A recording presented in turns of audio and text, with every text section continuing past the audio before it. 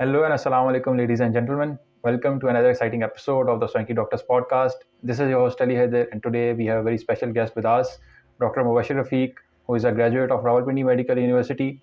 He has recently got done with the PLAB and got registered with the GMC and is planning to pursue a career in medicine in the UK.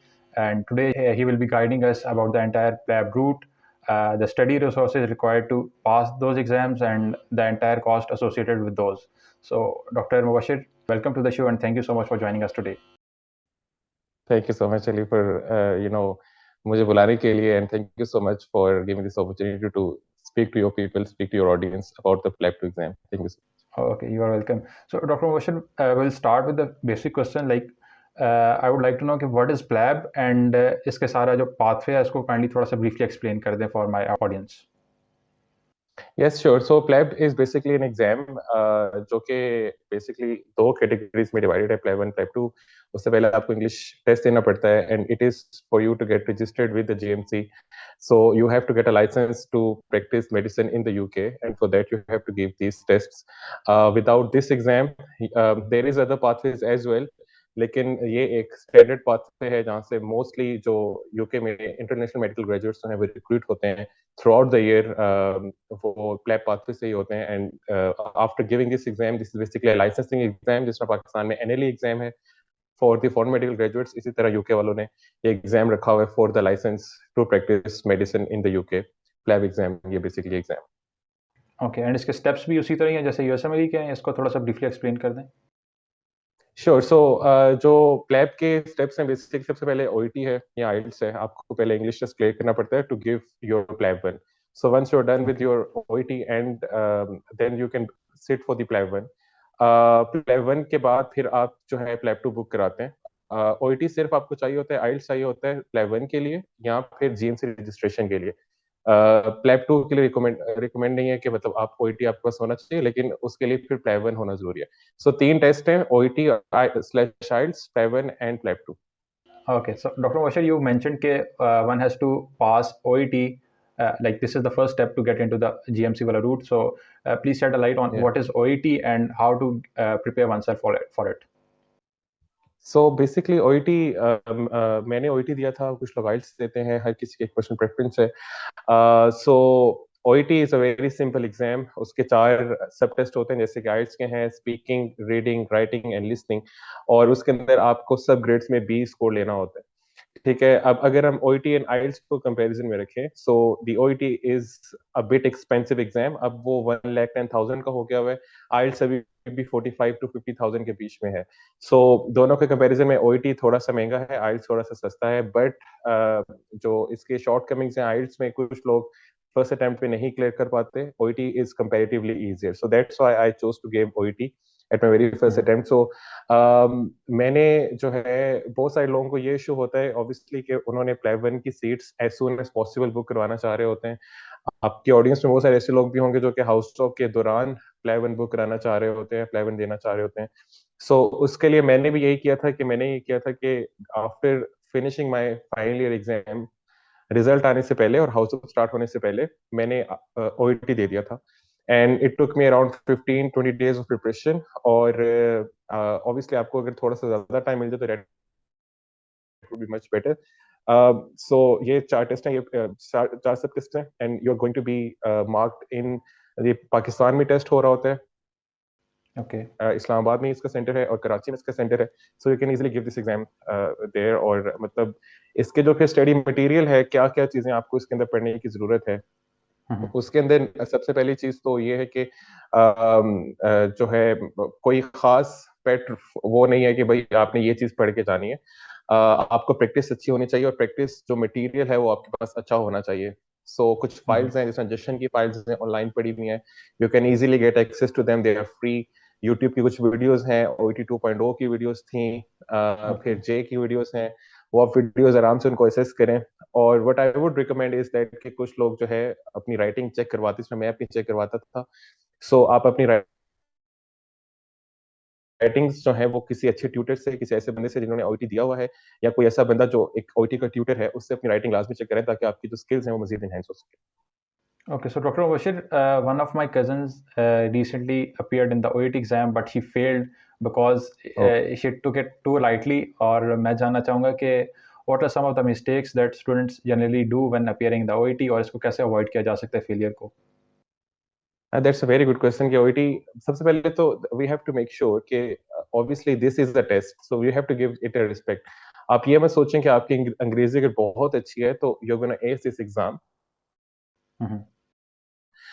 You have to be basically prepared, so आपकी basic level preparation होनी चाहिए। So number one चीज जो कि fail करवाती है both in IELTS and OET, वो आपको कॉन्फिडेंस से क्या मेरी अंग्रेजी तो अच्छी है, so I can speak really well, मैं तो डिबेट्स अच्छी करता रहा हूँ एंड दिस थिंग्स। सो आपने इसको एक रिस्पेक्ट देनी है। This is a test that needs respect.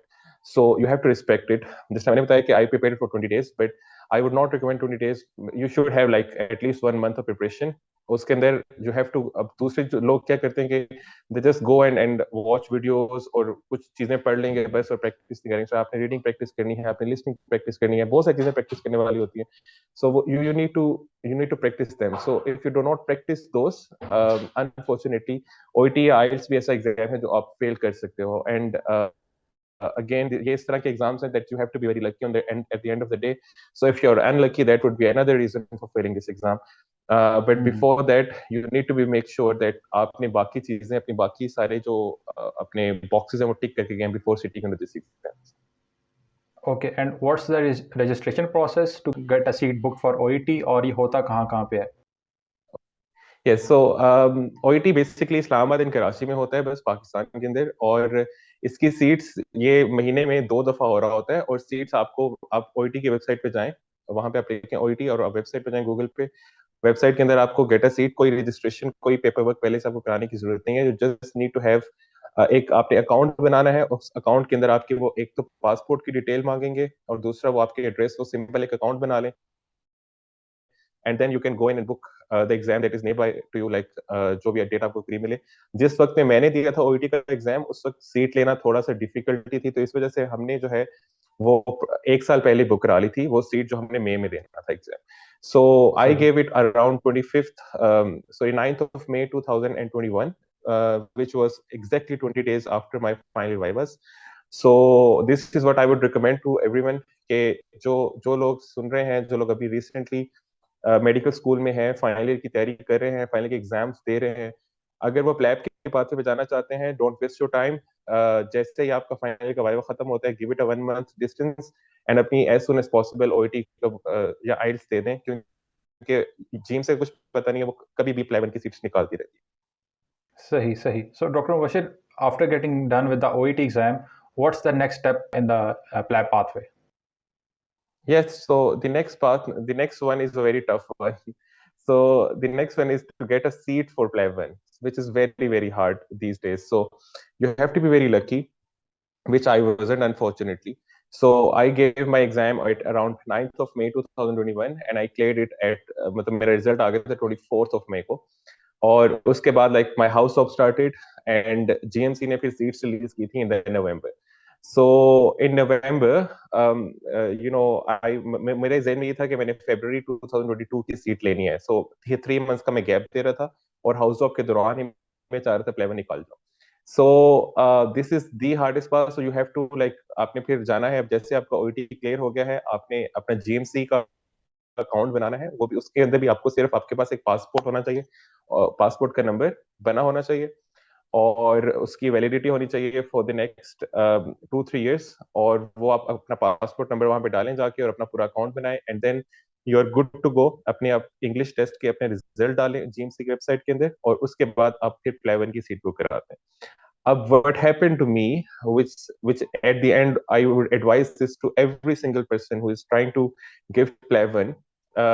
Basically I was thinking कि मैंने फरवरी देना है ताकि मैं मतलब as soon as possible Pakistan से निकल जाऊं।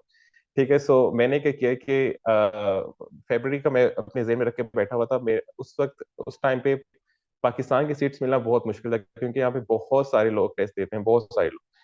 So I was not fortunate enough to book the Pleven seat of February in Pakistan. So उस टाइम पे दुबई और ढाका 2 ऑप्शन थे जो कि जिनकी सीट्स पाकिस्तान के बाद में खुलनी थी। So I was hoping to get Dubai seat, but unfortunately I didn't get that. I get the Dhaka seat. So मैंने Okay. अपना Pleven ढाका में दिया ठीक है।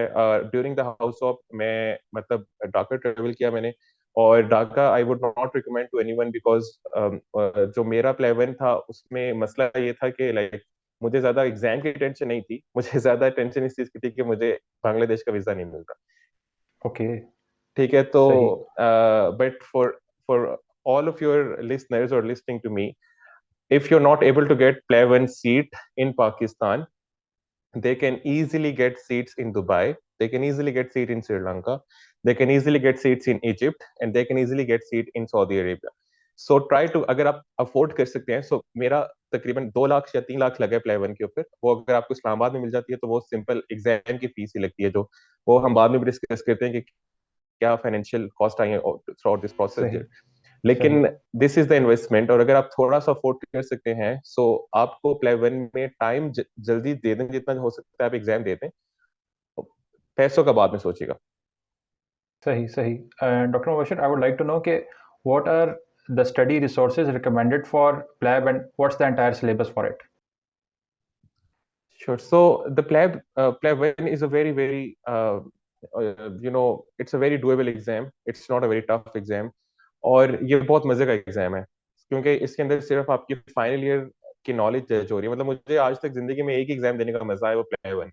ठीक है, सो बेसिकली इसके अंदर आपका नॉलेज भी चेक हो रहा है ऑब्वियसली, लेकिन उससे ज्यादा आपकी एमसीक्यू सॉल्विंग एबिलिटीज चेक हो रही होती है। सो फाइनल ईयर के जो 5 सब्जेक्ट्स थे, medicine, surgery, gynae and paediatrics, उसके साथ थोड़ा सा ईएनटी एंड आई, जो फोर्थ ईयर के सब्जेक्ट्स हैं, ये बेसिकली प्लैब वन का कोर्स है। इसके लिए आपने बुक्स नहीं पढ़नी जो हम पढ़े होते हैं, इसके लिए कुछ एप्स हैं, जिसमें प्लैब कीज मैंने की थी, और प्लेबेबल की ऐप जो है वो आपको बेसिकली जो है आप डाउनलोड करते हैं, और वो एमसीक्यूज बैंक है। सो इट इज अबाउट 2500 और टू 3000 एमसीक्यूज, वो आपने सॉल्व करने होते हैं। Basically the play one, the crux of the play one is that you should have a good MCQ solving abilities. जो लोग फेल करते हैं प्ले वन, उसकी नंबर वन रीजन ये होती है कि वो टाइम पे फिनिश नहीं कर पाते अपना exam. So if you are not able to finish 180 MCQs in 180 minutes, so one MCQ per 1 minute, there is a high chance that you're going to fail that exam. So MCQs की solving abilities आपको आनी चाहिए। उसमें 2-3 tips अच्छी होती थी मेरे, मैं ये सोच के जाता था कि अगर आपको पहली दफा आपने एमसीक्यूज पढ़ा है और पहला जेन में आंसर आया है कि इसका आंसर माइटल सिनोसिस है, तो माइटल सिनोसिस ही है, वो आप ज्यादा नहीं सोच सकते उसके ऊपर। अगर आप उसमें ज्यादा सोचोगे तो आपके अगले आने वाले 2-3 एमसीक्यू सफर कर जाएंगे। एंड सेकंड, द सही। लास्ट लाइन, सो वो इतनी बड़ी स्टेटमेंट उन्होंने दे दी होगी, लेकिन लास्ट लाइन आप पढ़ोगे, सो ऑब्वियसली वो जो है आपको बड़ा हेल्प आउट कर जाती है कि अच्छा ये तो ऊपर सब जो है वो बकवास लिखी हुई थी, ये तो लास्ट लाइन ही चल रही है। तो इस तरह की सही। छोटी मोटी टिप्स आपको जो है प्लेपेबल प्रैक्टिस करवा देती है, ठीक है, आप खुद उसमें। लेकिन it is a very doable exam, but again you have to give a respect to it, you have to put in an element of focus into it. Syllabus इसका अच्छा खासा बड़ा है, क्योंकि एक एमसीक्यू उसका प्रॉपर बैंक बना हुआ है। So I gave it 2.5 months की प्रिपरेशन मैंने की थी, जिसके जो हाउस जॉब के दौरान मैंने किया था। I was doing paediatrics rotation in BBH which is very hectic. So okay. मैंने फिर 1 महीने की ऑफ लिया था बीच में, तो ओवरऑल लाइक मेरे लिए वो वर्कआउट कर गया था। But again I would recommend everyone who is listening to you, एक कम से कम आपके पास 3 months होने चाहिए इस एग्जाम की प्रिपरेशन के।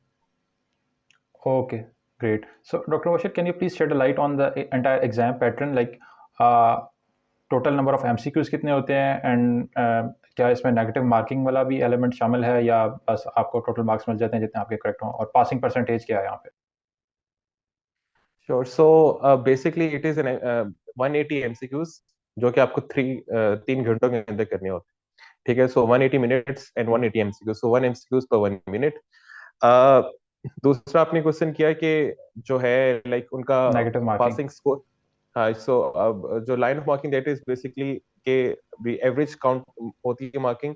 एवरेज मतलब बनती है आफ्टर एवरीवन। सो अगर तो एग्जाम डिफिकल्ट है तो ऑब्वियसली जो पासिंग परसेंटेज यूजुअली फॉल करती है बिटवीन 105 to 115, लेकिन एग्जाम अगर डिफिकल्ट है तो वो उससे कम हो जाती है, लेकिन एग्जाम ओके। अगर इजी है तो ऊपर चली जाती है। सो मेरे एग्जाम की 115 थी, कभी कभी 120 पे भी चली जाती है, सही। कभी कभी वो 105 पे भी आ जाती है।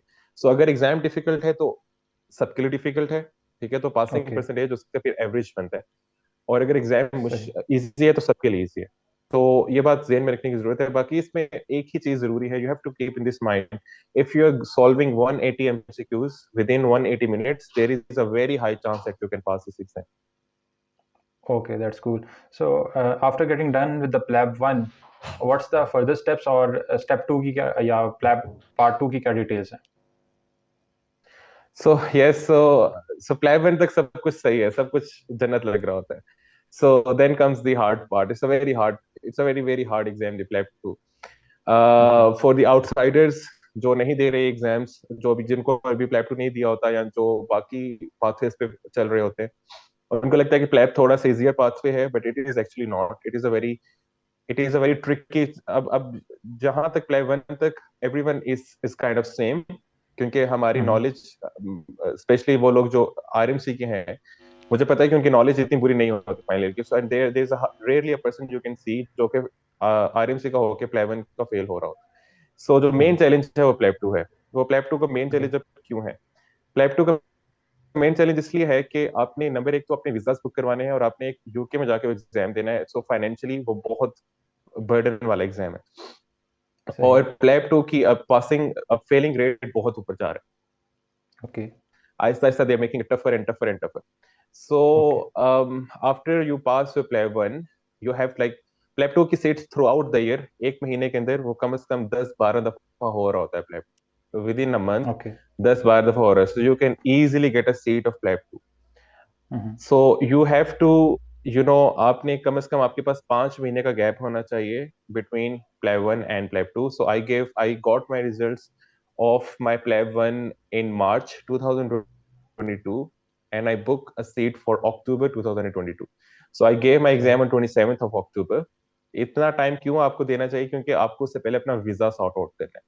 सो यूके का वीजा, विजिट वीजा लेना प्लेब टू के लिए वैसे इजी है, इतना कोई मसले वाली बात नहीं है। लेकिन मेरे, क्योंकि आई हैव मतलब I have been unlucky throughout the process, लेकिन लकी भी रहा हूँ at the end of the day.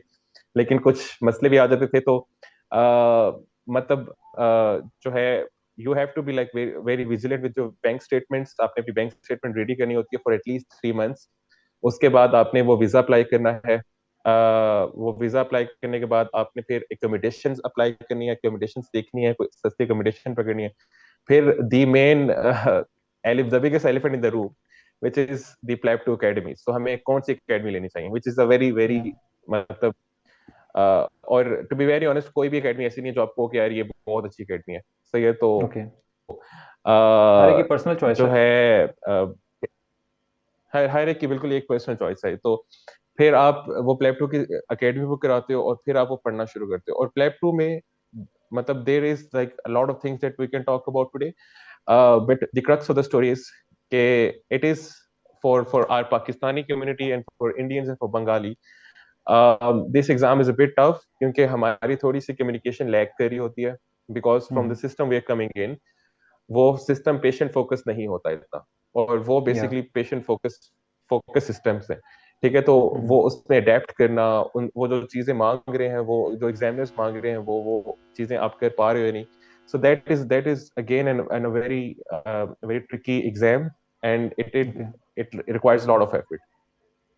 Okay, so Dr. Bashir, you talked about the bank statement. I would like to know कि ये exactly होता क्या है and please shed a light on that कि ताकि आपके पास वीज़ा के जो अप्रूवल के चांसेस हैं वो बढ़ जाएं. Yeah, so that is a very good question. Bank statement basically your statement, कि आपकी जैसे लास्ट 3 मंथ्स में आपने बैंक के साथ किया क्या आपने। ठीक है, आपने कितने पैसे निकलवाए हैं, कितने पैसे रोज की वो लिख के आ रहा होता है कि आपने इतने पैसे निकलवाए, इतने पैसे निकलवाए। So for the PLAB two visa, you have to be, आपको ये होना चाहिए कि आपके अकाउंट में इतने पैसे होने चाहिए, या आपके अकाउंट में हो या किसी और के अकाउंट में हो। इतने पैसे होने चाहिए कि आप ये शो करा सके कि भाई मैं यूके जा रहा हूँ, वहां पे मैं इतना अफोर्ड कर सकता हूँ। लेट सपोज आप लिखते हो अपने अपने कवर लेटर में, वीजा एप्लीकेशन में, कि I am going to spend £1,500 for my 15 day trip. ठीक है, Okay, तो you have to have at least 3,000 से 2,500 £3,000 आपकी बैंक स्टेटमेंट में होने चाहिए, ताकि उसको बंदे को ये लगे जो आपका okay, वीजा देख रहा है कि यार ये अपनी सारी सेविंग्स सिर्फ यूके के ट्रिप पे जाया नहीं करता। ठीक है, सो वो okay, 3 मंथ्स की बैंक स्टेटमेंट में आपके पास 2,500 से £3,000, which is approximately, you can say, Pakistani में अगर लफ्ज में बात करें हम, तो आपके पास कम से कम 13-14 लाख रुपए होने चाहिए बैंक स्टेटमेंट के अंदर, और सही। आपको शो ये कराना है कि I am going to spend 4 to 5 lakhs of that money on my PLAB two exam. सही। सो ये आपने दिखाना है। अब ये जो सोर्स ऑफ मनी है, ये क्योंकि हम जिस समय मैं रिसेंट ग्रेजुएट हुआ था, अब मेरे बैंक अकाउंट के अंदर इतने पैसे नहीं हो सकते, and this is quite hmm. Obvious. This is, मैं उनको ये हम्म। नहीं कह सकता, झूठ नहीं बोल सकते, झूठ है उनको पकड़ा जाएगा कि हाउस ऑफ के 45,000 मुझे मिल रहे हैं, जो अब 67 हो गए, हमारे टाइम 45,000 हम्म। थे। तो या। वो जो है, आप इतनी सेविंग उसमें नहीं कर सकते कि at the end of the day आपके पास 13 से 14 लाख आपके अकाउंट में save. So you have to like use the bank hmm. Statement of your father और योर सही। मदर और योर ब्रदर और समवन लाइक दैट। अब मेरे साथ ये इशू हुआ था, which is another good advice I would give to your audience, is मेरे साथ इशू हुआ था कि लाइक मेरे फादर की बैंक स्टेटमेंट मतलब थोड़ी सी हैफेजर्ड हो गई थी, क्योंकि आप अपनी जो बैंक स्टेटमेंट है ना, उसके अंदर आपने मेक श्योर करना है कि अगर 13 लाख की आप बैंक स्टेटमेंट दिखा रहे हो फ्रॉम 3 मार्च से लेके 3rd of September तक, जो 3 मंथ्स या ओके। 4 मंथ्स की बैंक स्टेटमेंट आप लगा रहे हो, उसके हम्म। बीच में फिर बहुत बड़ी बड़ी ट्रांजेक्शन ना हुई हुई हो। ये ना हो कि 5 लाख जा रहे हैं, 6 लाख खा रहे हैं, वो फिर कहाँ से जा रहे हैं कहाँ से आ रहे हैं, फिर आपको उसकी सोर्स ऑफ मनी ढूंढनी पड़ेगी, ये पता सही। लगाना पड़ेगा वो गया कहाँ पे है, उसकी आपने स्टेप्स लगानी है, तो इतना ज्यादा हिफाजत नहीं करना। सो मेरे साथ हम्म। ये मसला हो गया था। सो आई यूज, और मुझे सबने कहा था मत करो मत करो मत करो, but I use okay. My cousin bank statement. Okay. So my first cousin, मेरे ताए के जो बेटे थे, उनके मैंने बैंक स्टेटमेंट यूज की। एंड इसमें भी मेरी अच्छी एडवाइस है कि यू कैन लाइक, क्योंकि आपको अपना प्रूफ ऑफ रिलेशनशिप दिखाना होता है उस बंदे का जिसकी बैंक स्टेटमेंट आप लगा रहे हो। So okay. I use my my cousin bank statement, और फिर पाकिस्तान में हमारे पास अच्छा ये है कि हमारे FRC बनते हैं।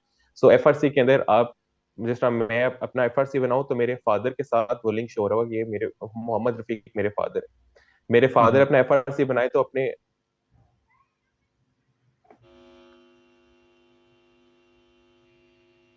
जो मेरे तायाबू है ना, उनके साथ अपने एज अ भाई लिंक शो करा सकते हैं, जो है वो अपनी वो FRC बनाए तो अपने बेटों का बना वो निकाल सकते हैं मेरे बेटे। सो 3 FRC के सही। जरिए मैं अपना रिलेशनशिप शो कर सकता हूँ विद माई कजन। सो ये एक अच्छी चीज है, and you can do that. तो परेशान होने वाली बात नहीं है, मुझे बहुत सारे लोगों ने मना किया था, but it actually turn out for me, और उसके बाद से बहुत सारे लोगों ने इस तरह अप्लाई किया है, and it is turning out good for them.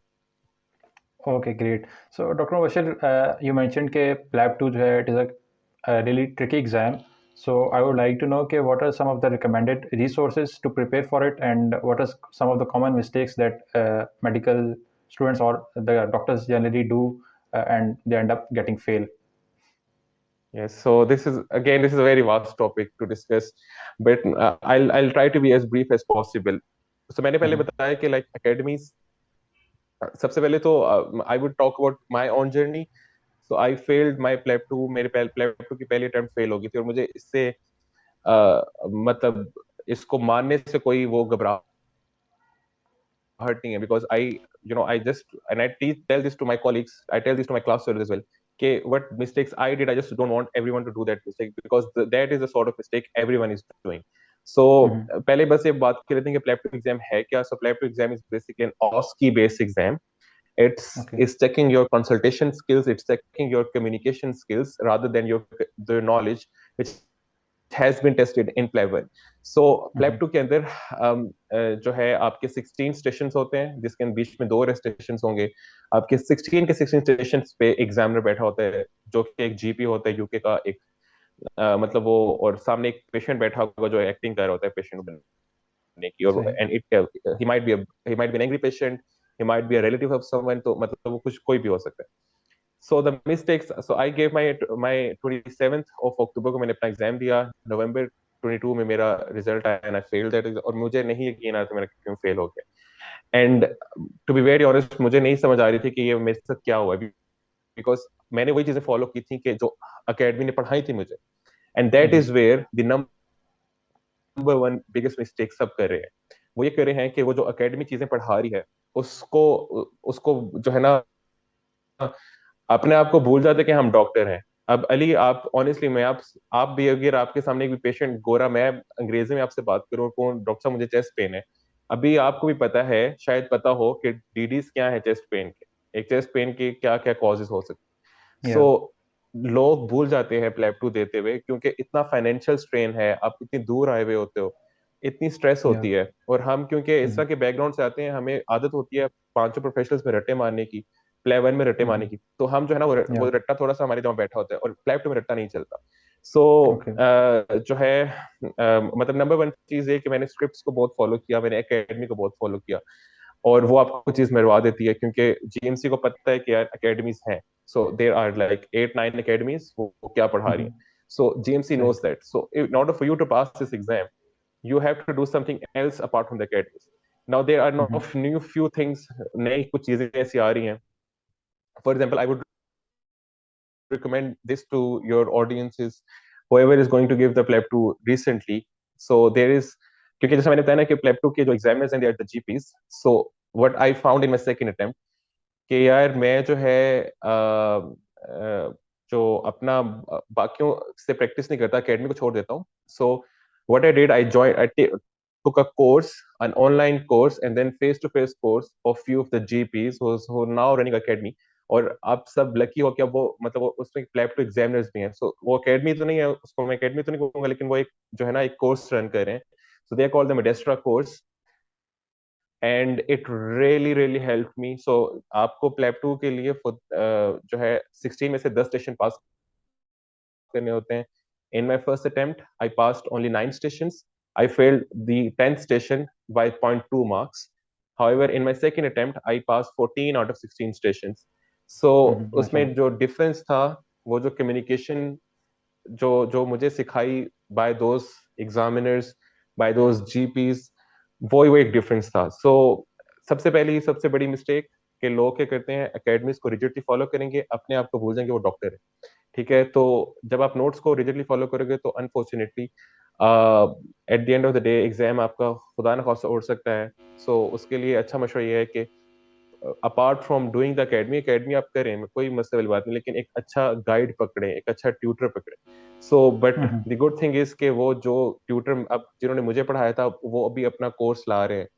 So they're Same. very different from the others, and they're called Medestra Group, and you can get a lot of help from them. Doctor Moshi, thank you so much for sharing those amazing tips. और इसके अलावा अगर आप कुछ add करना चाहें तो आप कर सकते हैं। Sure. So प्लेब टू के बारे में यार कि मतलब प्लेब टू एक तो नंबर वन थी, so you're scripted, you're following the academies blindly. You should not do that. The other thing is that you should find a good guide. You should have a good guide because आप बहुत सारे पैसे invest करके आ रहे हो तो इस exam के लिए। So it's now taking it about मतलब कम से कम आपको 10 11 12 लाख आपको लग रहे हैं एक प्लेब टू के अटेम्प्ट के लिए। सो अगर आप इतने पैसे डाल के जा रहे हो, सो अगर आपको कोई कहीं 1 लाख या कहीं पे 90,000 एक्स्ट्रा लगाने पड़े हैं, जो कि आपके वो 10 11 लाख सेव कर रहे हैं, तो आप लगाएं। This is sort of investment. So अच्छा गाइड ढूंढे, एक अच्छा ट्यूटर ढूंढे जो कि आपको पर्सनलाइज लेवल की फीडबैक्स दे, जो कि आपकी कंसल्टेशन स्किल्स को इम्प्रूव करे। क्योंकि टू बी वेरी ऑनेस्ट, मेरे टाइम पे भी लोग मुझे ये कहते थे कि यार तू तो अच्छी एक्टिंग करता है, तू तेरे अंदर अच्छी डिबेटिंग स्किल्स हैं, तेरे अंदर अच्छी कम्युनिकेशन स्किल्स हैं, तो you can easily pass this exam, but I didn't. Okay. So because I was not getting a good feedback from my previous academy, so मैंने भी एक academy ली थी जब मैंने फर्स्ट अटेम्प्ट किया था, एंड उनके जो मॉक्स थे, आप देते हो मॉक्स, उनकी मॉक्स के फीडबैक बहुत ही अजीबोगरीब से होते हैं। वो जो फीडबैक लोग दे रहे होते हैं बैठ के, वो हम मतलब मेरी तरह के स्टूडेंट्स होते हैं जिन्होंने रिसेंटली प्लेब टू पास किया हुआ होता है, उनको भी इतना पता नहीं होता कि प्लेब टू एग्जाम है क्या। So you have to have a very good guide for this this exam, जो आपको मतलब जिसमें जीपी कोई मिल जाए। और अब मैं बता रहा हूँ, like they have been like teaching them, and they running this wonderful course, and मुझे बहुत बहुत बहुत फायदा मिला था इस कोर्स के जरिए। और जो है एंड एक और चीज जो जिसकी, क्योंकि because this exam is being ये जो है एग्जाम आपकी पूरी कंसल्टेशन 8 मिनट की कंसल्टेशन होती है, 16 डिफरेंट केस आप कर रहे होते हो, वो आपके 3 डोमेन्स पे जज हो रही होती है। So it's data gathering, it's the management, and then it's interpersonal skills. So हमारे ठीक पाकिस्तानियों है। का और बाकी लोगों का जो इंटरनेशनल मेडिकल ग्रेजुएट्स की कम्युनिटी है, उनकी डेटा गैदरिंग अच्छी होगी, उनका आईपीएस भी अच्छा बेहतर होगा, बट ओके। वो मैनेजमेंट पे लैग कर रहे होते हैं। जो मैनेजमेंट पे सही। लैग करते हैं तो वो ओवरऑल उनका स्कोर इम्पैक्ट कर जाता है। सही है। So hmm. प्लेब टू उसका पासिंग रेट अब आहिस्ता आहिस्ता they making it really hard. So अब उसका passing rate Aahista Aahista 50s में जा रहा है। So it's about 58% 59%। in a month or in a year. So this exam does require a very good hard work. So I would highly suggest for anyone who's preparing for the PLAB 2 exam in the recent months, take out a good guide, उनसे अच्छा आप feedback लें, आपकी वो consultations को improve करें. अगर आप सिर्फ नोट्स के रट्टे लगा के चले जाएंगे इस एग्जाम में, आप मतलब मैं इसलिए बता रहा हूँ, ये वो एग्जाम है जो आप बहुत ज्यादा पढ़ के फेल करके आ सकते हो, विच आई डिड. मैं ये नहीं कह रहा कि मैंने फर्स्ट अटेम्प्ट में मैंने तैयारी नहीं की थी या मैंने पढ़ा नहीं था, मैंने बहुत तैयारी की थी, but unfortunately I fail that exam. बेशक .2 से फेल हुआ था, लेकिन फेल हुआ था. ठीक है. और after going through that rigorous, वो जो बर्डन था, वो जो मेंटल स्ट्रेन था, और जब मैंने अपने आप पे रिफ्लेक्ट बैक किया, मैंने देखा कि यार मैं कहाँ कहाँ लैग कर रहा था और क्या क्या चीजें थी जो मेरे में नहीं थी और जो अब सेकंड अटेम्प्ट में आ गई हैं. तो जैसे जैसे आप वो करते जाते हो, आपके कॉन्फिडेंस बूस्ट अप होना शुरू होता है. और आज अल्हम्दुलिल्लाह आई कैन परफेक्टली डू, मतलब आराम से मैं कोई कंसल्टेशन कर सकता हूँ अभी भी बैठ के किसी भी गोरे मरीज के साथ. सो this is the sort of exam जो आपको ये ज़हन में रखना है कि आप वो ये देख रहे हैं कि आप फॉर द नेक्स्ट अपनी पूरी जिंदगी के लिए आपने गोरों से कैसे बात करनी है. So it's a gateway to the UK, and they are assessing you on on on few very important structures, few very important things जो जिसको आपको वो असेस करें, रादर देन उन चीजों पे जो कि आपको अकेडमीज पढ़ा रही हैं, जो कि अब बहुत पुरानी हो गई हैं. हो सकता है आज से 3 साल पहले कोई एग्जाम देता, वो पास कर जाता तो वो अकेडमी से पास कर लेता, लेकिन now they hmm, making it bit tough because हर दूसरा बंदा प्लैब दे रहा है. हम्म, तो you have to be very careful, very vigilant, and you have to make sure कि आपको राइट अमाउंट ऑफ फीडबैक मिल रही है, उस पर आप रिफ्लेक्ट बैक कर रहे हो और फिर वो चीजें आप दोबारा नहीं दोहरा रहे. So this is the sort of things that you should keep in your mind if you're preparing for the PLAB 2. And once you're like done with this exam, then there is like plenty of good opportunities for you to go into the UK and do whatever you want. Okay, thank you so much, Dr. Mubashir, for sharing these amazing tips.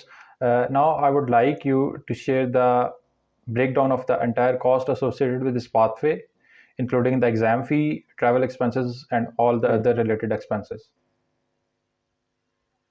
Hmm.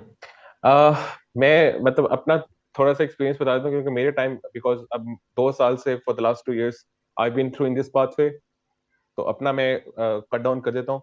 लेकिन obviously अब थोड़ा सा बढ़ गया हुआ है, pound rate high हो गया है, और Mm-hmm. और भी बहुत सारे फैक्टर्स हैं. ये पर्सन टू पर्सन वेरी करता है. जिस तरह मैं अपना बताता हूँ, मैंने ओईटी दिया था, इट वाज अबाउट 70,000 मेरे टाइम पे, अब वो 1,10,000 का हो गया हुआ है. ठीक है. Okay. पाकिस्तान में दिया था, मुझे कोई एक्स्ट्रा खर्चा नहीं लगा. लेकिन प्ले वन मेरा, अगर आप पाकिस्तान में लकी हो, पाकिस्तान में सीट मिल गई है, so you can easily like, वो उसकी फीस है 60,000. मेरे भी 60,000 लगे थे प्ले वन की फीस के ऊपर. But Okay. मेरा क्योंकि बाहर मैंने ढाका में एग्जाम दिया था, तो ढाका में एग्जाम देने के लिए लाइक आई, जो फ्लाइट थी मेरी वो 1,30,000 की थी. जो एकोमोडेशन वहां पे मैंने ली थी फॉर दी 7 days, वो अबाउट 60,000 की थी. और फूड का सारा वो मिला के मेरा कुल मिला के 2.5-3 लाख लग गया था प्लेब वन के ऊपर. Okay. लेकिन अगर आप सिर्फ पाकिस्तान में दे रहे हो, घर से बैठ के आपने जाना है, सो इट इज अबाउट 60-70,000, बस that's it. PLAB two, Okay. The bigger elephant in the room, उसमें जो है उसमें पैसे लगते हैं. उसमें नंबर एक तो ये कि आपको वीजा वीजा पे आपके पैसे लगते हैं. वीजा में अब आजकल, हमारे टाइम पे ये था कि बायोमेट्रिक की सीट्स नहीं मिल रही थी बिकॉज के कोविड का बैकलॉग लगा हुआ था, लेकिन अब सीट आपको मिल जाती है आराम से. तो वीजा एप्लीकेशन के पैसे हैं 25,000. Okay. जो है 25,000 वहां लग गया. अगर आपको बायोमेट्रिक नहीं मिल रही तो शायद आपको फिर 25,000 एक्स्ट्रा लगाने पड़े. 50,000 कुल मिला के, मिनिमम मैक्सिमम 25,000 आपके लग सकते, 50,000 लग सकते हैं, मिनिमम Okay. 25,000 ही है. Okay. और उसके बाद यूके के अंदर मैनचेस्टर में आपने जाके रहना है. You should go before your exam at least महीना, नहीं तो कम से कम 20 दिन आपको पहले जाना चाहिए. For 20 days accommodation it is about 1,40,000, 1,50,000 की एकोमोडेशन आपको मिलती है फॉर 20 days या 1 month Okay. की वहां पे. PLAB two Mm-hmm. Exam itself 906 pound का है, which is about 3 lakhs Pakistani rupees now. और उसके बाद आपने वहाँ पे फूड है, ट्रेवल है. सो प्लेब टू के ओवरऑल, प्लेब टू के ऊपर आपके, मतलब आजकल कम से कम आप, you should keep in the mind कि कम से कम 10 लाख आपके पास होने चाहिए फॉर प्लेब टू अलोन. बाकी उससे Okay. पहले जो प्ले वन और ओईटी है. एंड देन उसके बाद फिर जब आप प्लेब टू क्लियर कर लेते हो, फिर आपको जीएमसी रजिस्ट्रेशन के लिए एपिक वेरिफिकेशन चाहिए. एपिक वेरिफिकेशन के आप पे आपके लगभग 50,000 लगते हैं, और एपिक वेरिफिकेशन कराने के बाद जीएमसी रजिस्ट्रेशन पे भी आपके 55-60,000 लग जाते हैं. So this is the whole cut down of the amount. So 10 lakh on the PLAB 2, PLAB 1 पे 60,000, 1,10,000 का OET हुआ है आजकल. और बाकी कुल मिला के 13 प्लस माइनस 1 लाख जो है आपका बजट होना चाहिए for the PLAB Around 2. 1.5 million, but you right? Have, या but you have Okay, to be that's cool. Very very lucky कि आपके ये जो सारे अटेम्प्ट्स हैं फर्स्ट टाइम पे निकल जाएं, या Okay. आपका कहीं पे कोई मतलब स्मूथली चलता जाए प्रोसेस. अगर आपका नहीं होता तो फिर आपको जो प्लेब 1 की प्लेब 2 के 10 लाख लगे थे वो दोबारा रिपीट भी हो सकते हैं. लेकिन आई एम वेरी होपफुल कि after good guidance you can easily not fail this exam in your first attempt. Okay, so Dr. Mubashir, you got done with the house job, right? So Hmm. I would like to know कि how much uh, a medical officer or how much a doctor can save during this entire 1 year, ताकि Hmm. उसके आगे आसानी हो जाए for if he's planning to pursue a career abroad. Like maximum So क्या है, yes, minimum क्या है, आप on average कितना save कर सकते हैं during your house job? अब देखो अली, अब डायनामिक्स चेंज हो गए हैं. मेरे टाइम पे we were like earning 45,000 a month. उसमें टू बी वेरी ऑनेस्ट मेरे मेरे तो 1 रुपया भी नहीं बचता था. ठीक है. So I have to like travel from G15 to my hospital, तो वहां पे ट्रेवल कॉस्ट लग गया. अब 45,000 और टू बी वेरी ऑनेस्ट उतने टाइम पे it was not more than enough. So अगर आप हॉस्टलाइट थे, जो मेरे हॉस्टलाइट फ्रेंड्स थे, they were saving at around 10,000 a month. उस वक्त 10,000 सेव कर रहे थे, तो कम से कम आप 1 लाख रुपया बचा ले. तो अगर आप सिर्फ हॉस्टल में रह रहे हो, जो बस आपने आना जाने करना है, खाना भी आप हॉस्टल का खा रहे हो, सो 1 लाख तक बचा सकते हो. लेकिन ऑब्वियसली आप 67,000 हाउस लेकिन उसी तरह हाउस इन्फ्लेशन भी तो ऊपर चली गई है, तो मेरा ख्याल है हाँ ज़्यादा बिल्कुल एग्जैक्टली. डिफरेंस नहीं सो आएगा. इन्फ्लेशन भी उतनी पर चली गई है. तो to be very honest you can't save enough कि आप जो है किसी इन तरह के पाथवे के ऊपर लगा दो. हो सकता है कि आप कह लो कि यार मैं 1 लाख बचा लूं, आप अपना अपना वो रख लो कि यार मैंने इतना सेव करना है और मैंने इतना उसको इन्वेस्ट करना है इन द फ्यूचर. बट मेरे से नहीं सेव हुआ था. ठीक है. And okay. Most of the people उनसे नहीं सेव हो पाता eight the end of the day. Okay. लेकिन अगर आप कर सकते हो, इट इज अबाउट 1 लाख. उससे ज्यादा सेव करना it would be bit impossible. सही. ठीक हो गया. और now I would like to conclude, और बस फाइनल फ्यू क्वेश्चंस हैं. Like what are some of the key benefits for pursuing PLAB, और वहाँ पे आगे आपके पास करियर ऑप्शंस और पर्सनल आपके पास ग्रोथ के ऑप्शंस क्या हैं in the UK especially for doctors? That is a very good question. So, PLAB one जो प्लैब पाथवे है एज कम्पेयर टू, अगर हम यूएसएमएलई की बात करें, एएमसी की बात करें, it's obviously a bit easier. It's a bit less expensive than the other two pathways. Okay. So yes, that's number one thing. उसके बाद like you can easily get into a job into UK.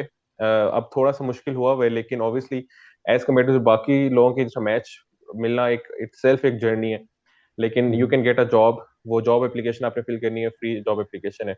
But a very good thing okay. About working in an NHS, because I've done a 1 month clinical attachment in the UK as well, is that okay. the system is entirely free. वहां पे मतलब आपको बैठ के ये नहीं सोच में आता कि एक मरीज अगर वो प्राइम मिनिस्टर है, या एक मरीज जो कूड़ा साफ बाहर हॉस्पिटल का जो वॉशरूम साफ कर रहा है, उसको सेम तरह की ट्रीटमेंट मिल रही है. उसको अगर सर्जरी भी करानी है, उसको मेडिसिन भी मिलनी है, दैट इज इंटायरली फ्री. तो आपको सेटिस्फेक्शन का जो लेवल है वो अच्छा मिल जाता है. Obviously in the US you can B consultant with in 3 or 4 years of training after after being matched. लेकिन यहाँ पे आपको थोड़ा सा लंबा टाइम लगेगा, लाइक 7-8 years लग जाते हैं. सो बट द यूके ये है कि पाकिस्तान से बहुत करीब है, यूएस काफी दूर पड़ता है, पाकिस्तान से करीब है, और पाकिस्तानी कम्युनिटी बहुत बड़ी है. स्पेशली आरएमसी की बहुत बड़ी कम्युनिटी है यूके के अंदर. So you have like good mentors there, you have good company there. और ऑब्वियसली मौसम बहुत ही अजीबोगरीब सा यूके का. लेकिन अच्छा. ओवरऑल आप सेट मतलब जो जो मेरी अंडरस्टैंडिंग अभी तक, you you are earning enough कि आप अच्छी लाइफ, अच्छा लाइफस्टाइल वहां पे रख सकते हो. अच्छी आपकी वर्क लाइफ बैलेंस है. आपको ओके. आपने जो है 40 और से ज्यादा एक हफ्ते में काम नहीं कर सकते आप यूके के अंदर. बाकी कंट्रीज में ऐसा नहीं है, आपको ज्यादा काम करना पड़ता है. सो एक कैप सही. है आपके ऊपर कि यार आपने 40 आवर्स अ वीक ही काम करना है, उससे ज्यादा आप काम ही नहीं कर सकते. इस तरह के बेनिफिट्स बहुत ज्यादा हैं जो कि यूके में एज अ सोशल बेनिफिट्स आप बहुत देती है यूके। आपके बच्चों की एजुकेशन फ्री है, यूनिवर्सिटी की एजुकेशन आपको खुद देनी पड़ती है, आपकी बच्चों की हम्म, हेल्थ फ्री है, आपको उनका जो पासपोर्ट लेना और उनकी आईएलआर लेनी काफी इजी है, और ऑब्वियसली हम्म। इकोनॉमिकली भी you are earning a very sound amount of money कि आप अच्छा अच्छा वहाँ पे स्पेंड कर सकते हो। सही। सो doctor Mubashir, recently I have been hearing के जीएमसी इज प्लानिंग टू कह लें कि रिवैम्प दिस एंटायर पाथवे, और इसको within a few years like इसका जो पैटर्न है कंप्लीटली चेंज हो जाएगा टेस्ट का, and it will be known as UKMLA, right? So आप यस। इसका like can you please shed a light on that part, और इसकी क्या डिटेल्स हैं? सो यस, ये बात मैं ऐड करना भूल गया एट द वेरी स्टार्ट के यूके के अंदर जितने भी एग्जाम्स है ना, जितने भी एग्जाम्स हैं, वो हम्म, प्लेब हो जाए, एमआरसीपी हो जाए, एमआरसीएस हो जाए, जीपी के एग्जाम्स हो जाए, वो सारे एक ही तरह के स्ट्रक्चर पे बेस्ड है। सो जो हम्म, जीएमसी है वो उसने सोचा हुआ है, बहुत पहले से सोचा हुआ है कि 2024 से वो प्लेब की हम्म। जगह यूकेएमएलए ले आएंगे। सो नेक्स्ट ईयर से प्लेब नहीं होगा, यूकेएमएलए होगा, लेकिन वो सिर्फ नाम का ही चेंज है। सो जो उनका ओके। जो UKMLA 1 है, which is now should be called as AKT, which is Applied Knowledge Test. So AKT hmm, is entirely same as PLAB 1, वो PLAB 1 की तरह का ही ओके। होगा, ठीक है, उसका कोर्स भी वही है, उसकी चीजें भी वही है। और जो PLAB 2 है, it would be called CSA, which is Communication Skill Assessment. So okay. the CSA, it is now again it is PLAB 2. So जीओके में जितने भी एग्जाम्स हैं, एमआर साइक हो गया, जो आपने एग्जिट एग्जाम देने स्पेशलिटी के, वो सारे एक ही तरह के बेस्ड हैं। मतलब आपने पहले एक टेस्ट देना है जो रिटर्न होगा, दूसरा टेस्ट देना है जो हम्म, कि कम्युनिकेशन वाला टेस्ट होगा। सो हम्म, नाम का तब्दीली हुई है, और एक और तब्दीली ये होगी कि अभी तो सिर्फ इंटरनेशनल मेडिकल ग्रेजुएट से दे रहे हैं, बाद में उनके लोकल ग्रेजुएट्स भी, जिस तरह यूएस के अंदर होता है, वो ओके। स्टेप 1 स्टेप 2 सारे दे रहे हैं, वो भी देंगे। सो थोड़ी सी ठीक। कंपेटिबिलिटी और कंपटीशन लेवल रेस कर जाएगा, लेकिन again especially for the RMC juniors, they are very, very capable of doing all these things. Very capable, honestly. So they can do this. There is no thing कि मतलब आप सोचें कि यार ये मुश्किल हो जाएगा। आप कर सकते हैं आराम से, and you can easily do this with a good amount of practice. सही। सो doctor Mubashir, one last question के what advice would you like to give to someone who is interested in pursuing a career in medicine, particularly someone who is considering PLAB wala entire pathway? So my number one advice to them is that ये सोच के मत आना इस pathway के अंदर कि यार ये बहुत स्मूथ जाएगा, इट विल लाइक, और ये सोच के मत आना कि जिस स्पेस से मुबशिर ने किया है या जिस स्पेस से मुबशिर के किसी दूसरे दोस्त ने किया है, मैं भी उस स्पेस से ये पाथवे ले जाऊंगा। So you have to be very hmm, lucky in this whole procedure. So जिस तरह मैंने बताया कि मैं कुछ स्टेप्स पे अनलकी था, बट वही अनलकी फिर मेरे लिए लकी साबित हो गया, ठीक है। So okay. जिस तरह मैं अब प्लेवन की सीट मुझे पाकिस्तान में नहीं मिली, but I got one in the Dhaka. So hmm, मेरा एक नया एक्सपीरियंस है वीजा लेने का हम्म, उनका, मतलब I can guide anyone who is going to Bangladesh for anything, ठीक है, तो उनको मैं गाइड कर सकता हूँ। So you can like learn a lot. और ये बात भी आपने जहन में नहीं रखनी कि मैं प्लैब इसलिए करूं क्योंकि वो यूएस असेंबली से आसान है या एमसीए से आसान है। It is hmm, honestly not that easy. अगर जब आप घुसते हो सिस्टम में, जब आप प्रैक्टिकल होकर सोचते हो, it has its own set of difficulties. So as a doctor in okay. Pakistan, it is obviously very difficult to move out of this country. But hmm, my the number one advice to them is to have a good mentor throughout this journey, ठीक है। अच्छे mentors रखें, ऐसे लोग रखें जो आपको right amount of guidance दें, जो कि आपको मिसगाइड ना करें। और ऐसे जो है ना, you have to be very vigilant. So ये वाला जो थोड़ा सा पाथवे है, इसके अंदर आपको ना थोड़ा सा सब्र रखना है अपने अंदर, ठीक है। हो सकता है कि like you are hmm, not able to go through this one thing and then suddenly आपके सामने बहुत सारी अपॉर्चुनिटीज खुलना शुरू हो जाए।